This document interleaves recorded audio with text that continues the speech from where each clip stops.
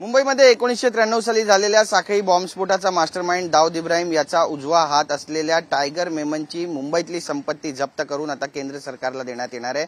याबाबतचा आदेश टाडा कोर्टाकडून काढण्यात आल्याची माहिती मिळते। मी सध्या माहीममध्ये आहे आणि या ठिकाणी असलेल्या याच अल हुसैनी इमारतीमध्ये त्याचा एक फ्लॅट होता। या संदर्भात आता मुंबई टाडा न्यायालयाने महत्त्वाचा आदेश दिलेला आहे। मुंबई बॉम्बस्फोटाच्या खटल्यात मास्टरमाइंड टायगर मेमन, त्याचा भाऊ याकूब मेमन आणि मेमन परिवाराशी संबंधित 14 अचल संपत्ती जप्त करून केंद्र सरकारला देण्याचे आदेश टाडा कोर्टाने दिल्याचं बोललं जातं। त्यात दुकानं, फ्लॅट, कार्यालय आणि रिकामे प्लॉट सुद्धा आहे। ही संपत्ती मुंबईतील उच्चभ्रू भागात असल्याचे निष्पन्न होते। आपण पाहतोय की मुंबईतील बँड्रा इथल्या अल्मेडा पार्क, सांताक्रूज, कुर्ला आणि माहीममध्ये या सगळ्या संपत्त्या आहेत आणि 1994 मध्ये ही संपत्ती जप्त करण्यात आली होती। टाडा कोर्टाचे विशेष न्यायाधीश व्ही.डी. केदार यांनी हा आदेश दिलाय। त्यांनी म्हटलंय की कोर्ट रिसिव्हरकडे असणारी ही संपत्ती केंद्र सरकारला देण्यात येणार आहे।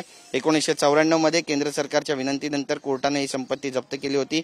आपण जर इतिहास पाहिला तर 1993 मध्ये स्मगलर्स अँड फॉरेन एक्सचेंज मॅन्युप्युलेटर्स या कायद्यानुसार केंद्र सरकारने कोर्टात हे अपील केलं होतं। मेमन परिवाराने ही संपत्ती तस्करी आणि बेकायदेशीर कारवाईतून मिळवल्याचा दावा कोर्टात केंद्र सरकारने केला होता। या संपत्तीत वांद्र्या इथला अल्मेडा पार्क इथला एक फ्लॅट, सांताक्रूज मधील रिकामा प्लॉट, त्यासोबतच एक फ्लॅट आणि कुर्ल्यामधील ऑफिस तसेच माहीममधील काही दुकानं आणि गॅरेजचा समावेश सुद्धा होता। मेमन परिवाराची ही संपत्ती मुंबई उच्च न्यायालयाचे रिसिव्हर केंद्र सरकारला देणार आहेत। तर सरकारी संपत्ती विकेल किंवा कायदेशीर मार्गाचा आता अवलंब करेल असं बोललं जाते। टायगर मेमन अजूनही फरार आहे। त्याचा भाऊ याकूब मेमन याला 2015 मध्ये फाशी देण्यात आलेली आहे। परिवारातील इतर सदस्य अब्दुल रजाक मेमन, हनीफा मेमन यांनी या नोटीसला काहीच उत्तर दिलं नाहीये। त्यामुळे आता पुढील कारवाई जी आहे ती केली जाणार आहे आणि अखेरकार या संपत्तीचा लिलाव केला जाईल किंवा इतर कायदेशीर बाबींकरिता याचा उपयोग होईल असं सुद्धा बोललं जात आहे।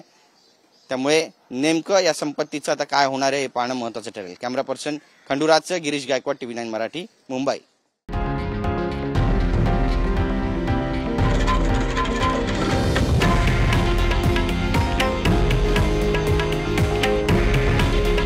हे आहे देशातील नंबर 1 न्यूज नेटवर्क आणि आपण पाहत आहात TV9 मराठी। काळजी तुमची, हित महाराष्ट्राचं।